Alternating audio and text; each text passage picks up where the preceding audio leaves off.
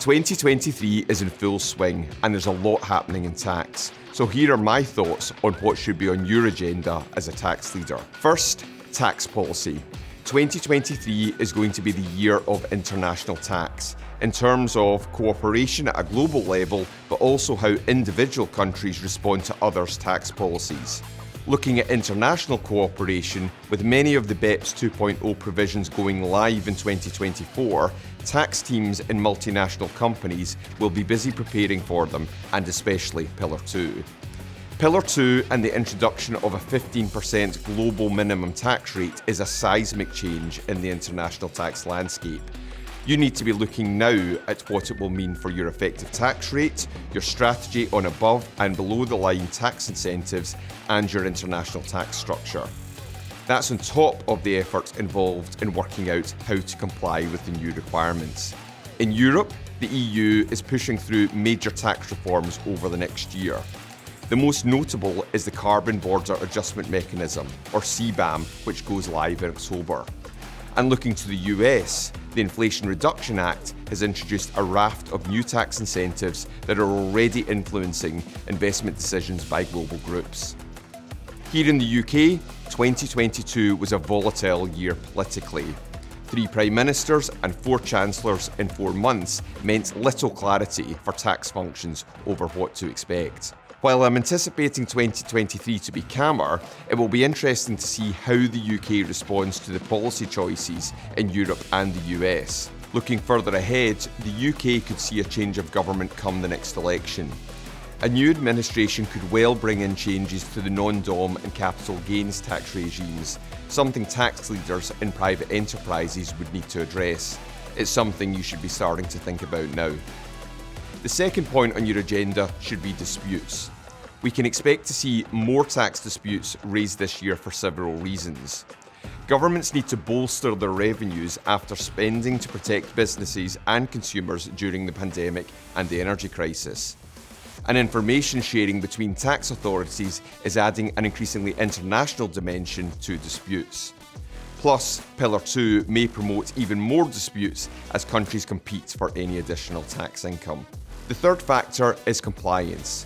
Tax policy is leading to increased compliance, and a complex disputes environment means that you need to get compliance right. Specifically, BEPS Pillar 2 will come with a significant compliance burden, whether you're over or under the minimum rate.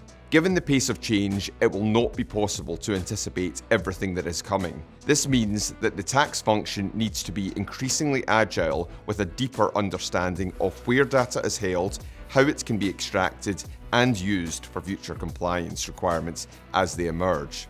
Once you have that understanding, technology will play a key role. Having a clear technology strategy and roadmap in place will be essential. This should be considered as a key pillar of your tax operating model. Now, we can't look at the coming year in tax without talking about environmental, social and governance, or ESG. 2022 was the year when businesses realised they simply have to be more sustainable. As a tax leader, you now need to get to grips with the implications and make sure you're at the heart of the board's ESG discussions. Tax has a critical role to play in 5 key areas. 1. Net zero, ensuring that funding opportunities available for green investments, such as grants, reliefs and incentives, are maximised globally. 2. Supply chain, helping business make supply chains more sustainable, from navigating the maze of environmental taxes to assessing the tax value chain considerations. 3. Transparency, being on the front foot with your approach to sharing information about your tax strategy, approach to tax risk, and tax contribution in the public domain. 4. People. The employee value proposition is key to attracting and retaining talent. From green benefits to carbon-conscious business travel, tax has an important role to play. And finally, strong governance, ensuring that you do what you say you will do and you can evidence that. With these factors in mind, what should be top of your to-do list for 2023? My 4 priorities would be: number 1, for multinationals, prepare for BEPS Pillar 2. 2, make sure you understand where data sits in your business and how you're going to extract it. Overlaying this with a clear technology strategy will be key to dealing with the mounting compliance burden. 3. Get to grips with the new ESG-driven landscape. And number 4, understand what you'll need your teams to do and what capabilities they'll require as a result. You can keep up with the latest tax developments and sign up for our newsletter on our Future of Tax website. I wish you all a successful year ahead.